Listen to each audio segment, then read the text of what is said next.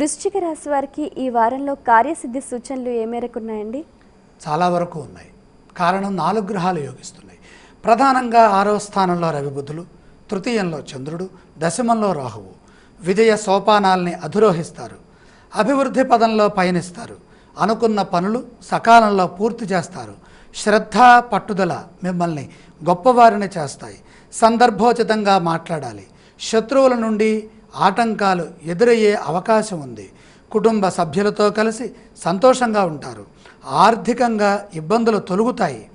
పరిపూర్ణమైన ఆలోచనలతో బంగారు భవిష్యత్తుని చక్కగా సాధిస్తారు. ఈ రాశి వారు పఠించవలసిన స్తోత్రాలు ఏవండి? సాయనామాన్ని స్మరించండి. ఆలయ సందర్శన క్రమంలో ఏ దేవీ దేవతలను దర్శించాలంటారు? వీలైతే గురువారము లేదా మీకు ఇష్టమైనటువంటి రోజునాడు సాయిబాబా వారి సందర్శనం ప్రదోష కాలంలో చేయండి. ఈ రాశి వారు చేయవలసిన దానాలు ఏవండి?